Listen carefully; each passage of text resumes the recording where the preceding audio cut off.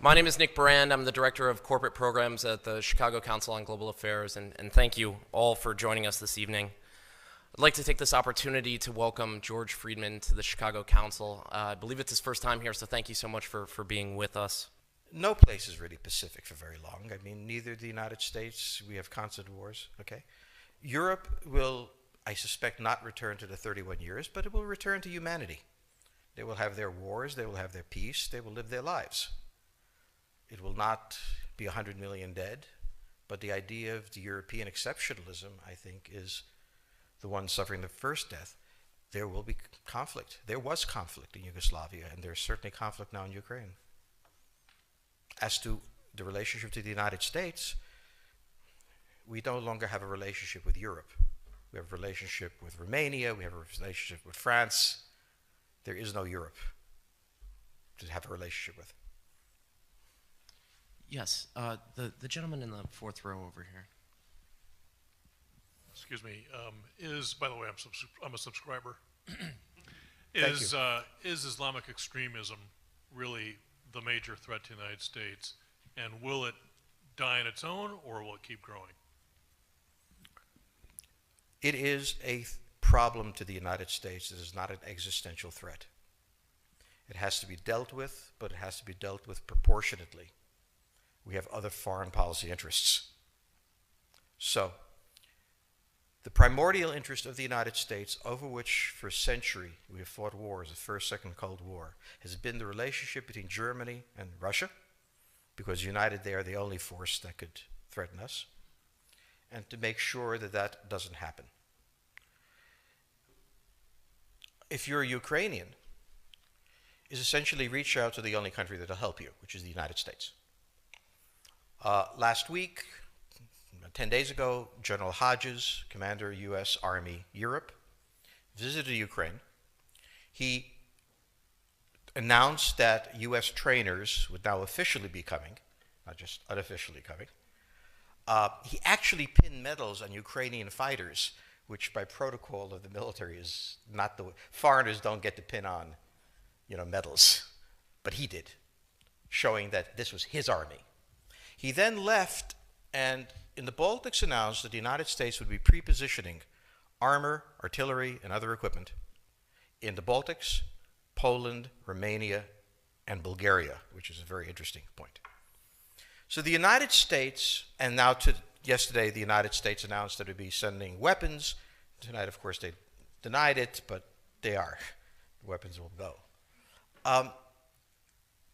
In all of this, the United States has acted outside the context of NATO. Because NATO has to have a 100% vote. Any one country can veto anything. And the Turks will veto it just for giggles. The point is that the United States is prepared to create a cordon sanitaire around Russia. Russia knows it. Russia believes that the United States intends to break the Russian Federation. I think that, as Peter Lorre put it, we don't want to kill you, we just want to hurt you a little bit. Either way, we are back at the old game. And if you go ask a Pole or a Hungarian or a Romanian, they live in a totally different universe from a German. And they live in a totally different universe from a Spaniard. So there is no commonality in Europe. But if I were a Ukrainian, I would do exactly what they're doing. Try to draw the Americans in. All right, next question, please. The United States has a fundamental interest. It controls all the oceans of the world. No power has ever done that. Because of that, we get to invade people and they don't get to invade us. It's a very nice thing. Maintaining control of the sea and control of space is the foundation of our power. The best way to defeat an enemy fleet is to not let it be built. The way the British managed to make certain that no European power could build a fleet was to make sure the Europeans were at each other's throats. The policy that I would recommend is the one that Ronald Reagan adopted toward Iran and Iraq. He funded both sides so they would fight each other and not fight us. This was cynical. It was certainly not moral. It worked.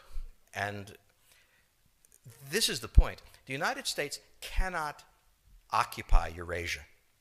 The moment the first boot sets the ground, the demographic differential is we are totally outnumbered. We can defeat an army. We cannot occupy Iraq.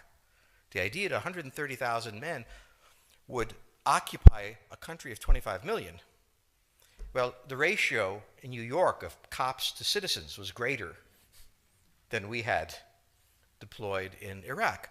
So we don't have the ability to go across, but we do have the ability to, first, support various contending powers so they concentrate in themselves with political support, some economic support, military support, advisors, and in extremis, do what we did in Japan, in Vietnam, in Iraq, and in Afghanistan, spoiling attacks.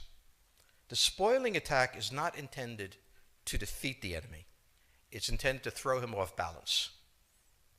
What we did in each of these wars, in Afghanistan, for example, is we threw Al-Qaeda off balance. The problem we have, since we're young and stupid, is that having thrown them off balance, instead of saying, okay, job well done, let's go home, we said, well, that was easy. Why don't we build a democracy here? This was the moment of dementia that came in. The answer, therefore, is the United States cannot constantly be intervening throughout Eurasia. It must be selectively intervening and very rarely. That is the extreme moment. We cannot, as the first step, send American troops.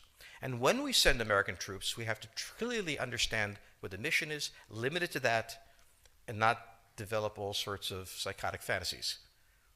So hopefully we've learned that this time. It takes a while for kids to learn lessons. But I think you're absolutely right. We cannot, as an empire, do that. Britain didn't occupy India. It took various Indian states and turned them against each other and provided some British officers for an Indian army. The Romans did not send vast armies out there. It placed kings like, various kings it created under the emperor, and those kings were responsible for maintaining the peace. Pontius Pilate was an example. So empires that are directly governed by the empire, like the Nazi Empire, fail. No one has that much power. You have to have a level of cleverness. However, our problem is not yet that. It is actually admitting that we have an empire.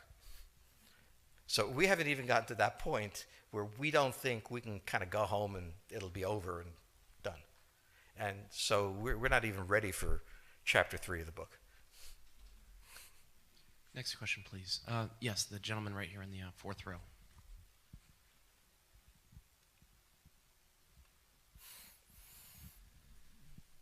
So I infer from your comments that the euro as the currency will not survive. The question on the table for the Russians is, will they retain a buffer zone that's at least neutral? Or will the West penetrate so far into Ukraine that they're 70 miles away from Stalingrad and 300 miles away from Moscow? For Russia, the status of Ukraine is an existential threat. And the Russians cannot let go. For the United States, in the event that Russia holds onto the Ukraine, where will it stop? Therefore, it's not an accident that General Hodges, who's been appointed to be blamed for all of this, is talking about prepositioning troops in Romania, Bulgaria, Poland, and the Baltics. This is the intermarium, from the Black Sea to the Baltic, that Pilsudski dreamt of. This is the solution for the United States.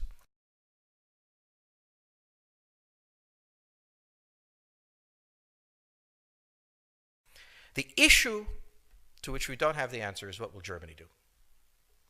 So the real wild card in Europe is that as the United States builds this cordon sanitaire, not in Ukraine, but to the west, and the Russians try to figure out how to leverage the Ukrainians out, we don't know the German position. Germany is in a very peculiar position. Its former Chancellor Gerhard Schroeder is on the board of Gazprom. They have a very complex relationship to the Russians. The Germans themselves don't know what to do. They must export. The Russians can't take up the export. On the other hand, if they lose the free trade zone, they need to build something different. For the United States, the primordial fear is Russian capital, Russian technology, German technology and German capital, Russian natural resources, Russian manpower, as the only combination that has for centuries scared the hell out of the United States. So how does this play out? Well, the U.S. has already put its cards on the table. It is the line from the Baltics to the Black Sea.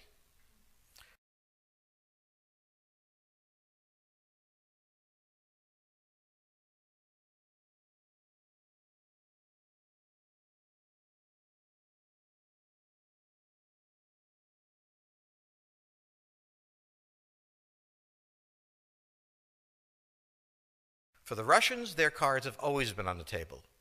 They must have at least a neutral Ukraine, not a pro-Western Ukraine. Belarus is another question.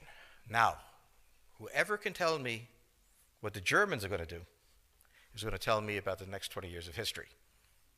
But unfortunately, the Germans haven't made up their mind. And this is the problem of Germany always. Enormously economically powerful, geopolitically very fragile, and never quite knowing how to reconcile the two. Ever since 1871, this has been the German question, the question of Europe. Think about the German question, because now it's coming up again. That's the next question that we have to address. And we don't know how to address it. We don't know what they're going to do. And unfortunately, that's all we have time for this evening.